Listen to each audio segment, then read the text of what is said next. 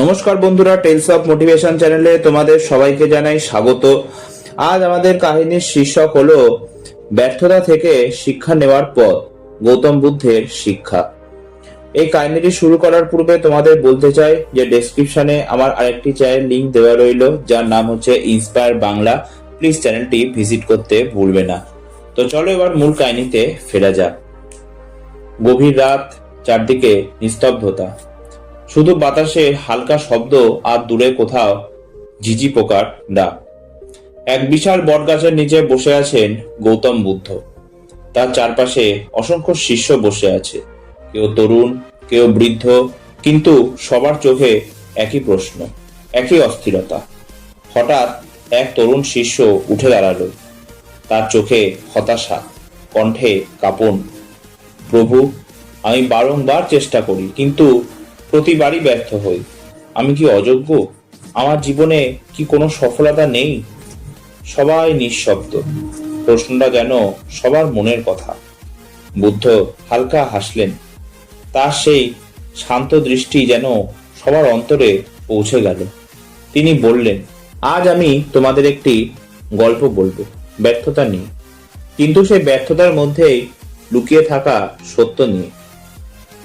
সবাই আরো মনোযোগী হয়ে বসলো। অনেক বছর আগে এক ছোট্ট গ্রাম ছিল। সেখানে এক যুবক থাকত। সে ছিল খুব পরিশ্রমী, কিন্তু তার ভাগ্য যেন সবসময় তার বিরুদ্ধে কাজ করত। সে কৃষি কাজ করত, কিন্তু ফসল নষ্ট হয়ে যেত। ব্যবসা শুরু করত, কিন্তু লোকসান হতো। গ্রামের লোকেরা তাকে নিয়ে হাসতো, ওর দ্বারা কিছুই হবে না। এই কথাগুলো সেই যুবকের মনে বিষের মতো ঢুকে যেত। একদিন সে ভেঙে পড়ল। সে ভাবল, আমি এত চেষ্টা করেও ব্যর্থ হচ্ছি, তাহলে বেঁচে থাকার মানে কি? সেই সময় সে শুনল এক মহান সাধু কাছের জঙ্গলে অবস্থান করছেন। তিনি আর কেউ নন, গৌতম বুদ্ধ। যুবক আশায় তার কাছে গেল। বৃদ্ধের সামনে এসে মাথা নত করে সেই যুবক বলল, ভগবান, আমি ব্যর্থ।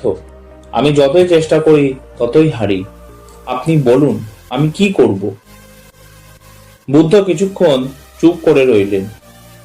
তারপর মাটিতে একটি রেখা টানলেন এবং বললেন, এই রেখাটিকে ছোট করো, কিন্তু মুছবে না। যুবকটি অবাক হয়ে ভাবল, এটা কেমন প্রশ্ন?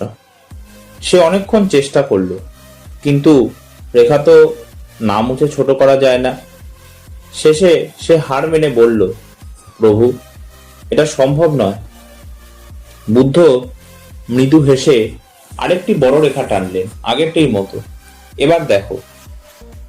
যুবকটি দেখল প্রথম রেখাটি এখন ছোট মনে হচ্ছে, যদিও সেটি একই রকম আছে। বুদ্ধ বললেন, তোমার ব্যর্থতাও এই প্রথম রেখার মতো। তুমি সেটাকে মুছে ফেলতে পারবে না, কিন্তু তুমি যদি নিজের জ্ঞান, দক্ষতা এবং ধৈর্য বাড়াও, তাহলে সেই ব্যর্থতা নিজেই ছোট হয়ে যাবে। শিষ্যরা নিঃশ্বাস বন্ধ করে শুনছিল। বুদ্ধ আবার বললেন, ব্যর্থতা কোনো শেষ নয়, এটি একটি শিক্ষা। প্রতিটি ব্যর্থতা তোমায় কিছু শিখিয়ে দেয়, যা তুমি অন্যভাবে শিখতে পারতে না। যুবকটি তখন বুঝতে শুরু করলো। সে জিজ্ঞেস করলো, কিন্তু প্রভু, ব্যর্থতা এত কষ্ট দেয় কেন? বুদ্ধ শান্ত কণ্ঠে বললেন, কারণ তুমি তাকে শত্রু মনে করো। তুমি যদি তাকে শিক্ষক হিসাবে গ্রহণ করো, তাহলে সেই কষ্টই তোমার শক্তি হয়ে উঠবে।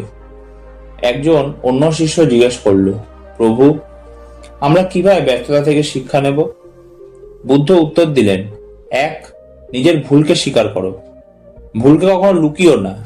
দুই, বিশ্লেষণ করো, কেন ব্যর্থ হলে তা বোঝার চেষ্টা করো। তিন, ধৈর্য রাখো, সবকিছু সময় নেয়। আর চার, আবার চেষ্টা করো, কিন্তু এবার নতুন জ্ঞান নিয়ে। যুবকটি সেই দিন থেকে বদলে গেল। সে আর ব্যর্থতাকে ভয় পেত না, বরং প্রতিটি ব্যর্থতার পর নিজেকে প্রশ্ন করত, আমি কি শিখলাম?